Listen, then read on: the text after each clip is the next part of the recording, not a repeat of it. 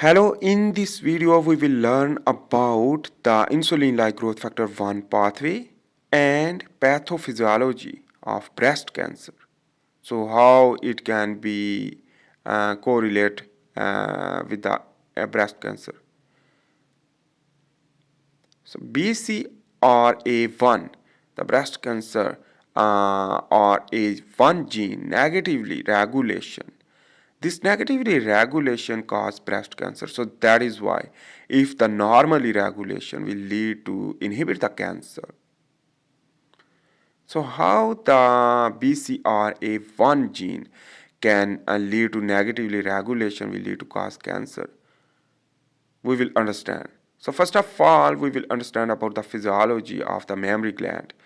For example, the working. So in this way, this is the female contain brain and brain contain a hypothalamus.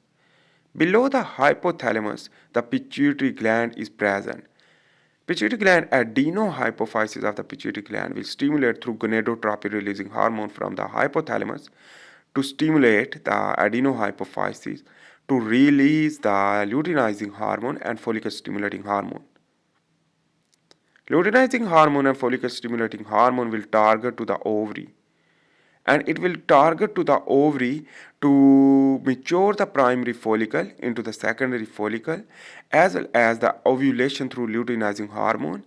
And on the other hand, the growth hormone is also involving for the maturation of the mammary gland as well as ovary. So this is the corpus luteum will produce the progesterone, estrogen, and which that will lead to go into the blood circulatory system and target to the mammary gland. Remember, and mammary gland contain estrogen receptor as well as the progesterone receptor, which that is targeting, and in this the mammary gland will mature and proliferate as well as the growth of the mammary gland due to the estrogen.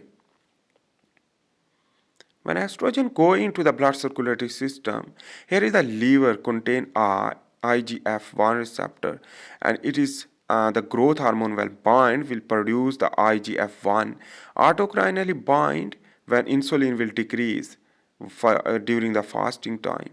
So in this way, the IGF-1 will be autocrinally bind or go into the blood circulatory system will target to the mammary gland, and mammary gland itself producing the IGF also from the mammary cells, the stromal cell or epithelial cell. Estrogen also target to the maturation of the breast, maturation of the mammary gland. Estrogen go into the blood circulatory system endocrinally, and it will target to the breast. It will target to the mammary gland cell. For example, the stromal cell or epithelial cell of the mammary gland to increase the lobule. Let's begin to understand the mammary cell or stromal cell or epithelial cell with a bigger picture. This is the plasma membrane, and inside is a nucleus. A nucleus contains a nuclear membrane. Both are made up of bilayer of phospholipids. This is the extracellular matrix, while inside is the intracellular matrix. Extracellular matrix also contain a many stromal cell in the lobule, beside the lobule, remember.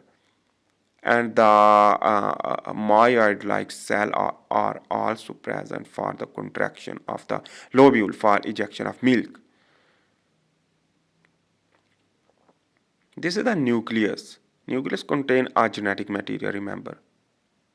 The genetic material contain a different genes. I am showing with the color, so the coloration will show the different type of gene we will discuss later in this video. So first of all, we will understand how estrogen will work. Estrogen go into the cytoplasm directly because estrogen is lipophilic, love to the lipid, and hydrophobic, so hate to the water. So it can cross the directly from plasma membrane and nucleus receptor bind. Nuclear receptor are present in the nucleus, but I will show in the cytoplasm for understanding better. So it will come from the nucleus here after the transcription. And in this way, the estrogen will bind. Estrogen receptor, estrogen binding protein like receptor will lead to estrogen binding protein plus estrogen complex formation in the nucleus will lead to translocation and bind the specific gene activation region, the gene specific gene containing region like SP1. This SP1 gene basically behind the SP1 gene or which that lead to transcribe this gene into the mRNA. This mRNA will go through nuclear pore outside of the nucleus into the cytoplasm. Messenger RNA go into the cytoplasm and lead to translation to produce IGF-1 receptor synthesis and will bind with the cytoplasm as well as IGF-1 because both are related to the gene. For example, insulin like growth factor 1 gene and insulin like growth factor 1 receptor gene will transcribe to produce this like, and the stromal cell will produce more insulin like growth factor receptor and autocrinally will bind. After this binding, insulin like growth factor 1 is important for the normal growth of mammary gland, but overproduction due to uncontrolled BCRA1 and P53 and WT1 genes regulation lead to more IGF1 production, lead to uncontrolled cell division. Is known as the breast cancer.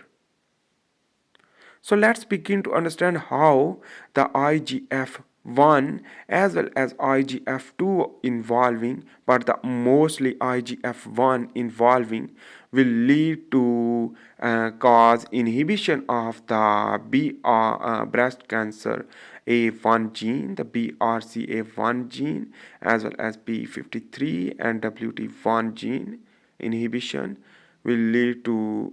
Here is the IGF-1 receptor tyrosine kinase receptor, and the bioavailability of the regulated by IGF binding protein when bind, and it will again bind with the receptor. So the inhibitor is the IGF-1 receptor mAb is the drug for inhibition for prevention of cancer.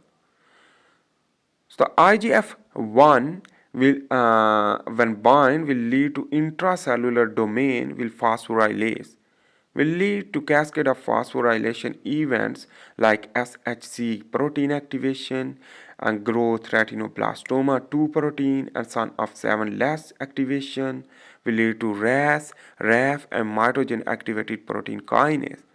While on the other hand, the insulin receptor substrate 1 and the phosphoinositide 3 kinase and AKT activation. This both AKT and the MAP kinase terminal activation will lead to, first of all, we will understand about this process. For example, the IGF-1 will lead to inhibit the lysosome and proteasome degradation will occur, and in this way the degradation will inhibit the apoptosis. So in this way the apoptosis will decrease while the AKT will trigger the mTORC1 and 2 complex mammalian target of rapamycin stimulation will lead to cell survive and cell growth and cancer activation because the mismatch repair is unable. In this way the cell will survive and replicate will lead to uncontrolled gene activation, uncontrolled cancer causing gene activation. The uncontrolled cell division gene activation will not inhibit or uncontrolled. So this is the DNA contain P53, BRCA1 gene involve the breast cancer involving gene and WT1 gene.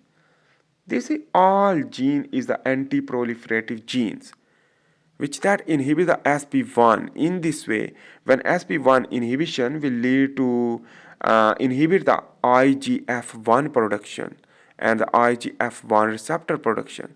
In this way, the decline of the IGF1 will inhibit the cancer progression. While example for the oncogene is RAS and mice, which that will inhibit through anti-proliferative gene and this gene will inhibit both three genes, inhibit the RAS and MAIS gene, while the MAP kinase will inhibit the anti-proliferative gene's activity.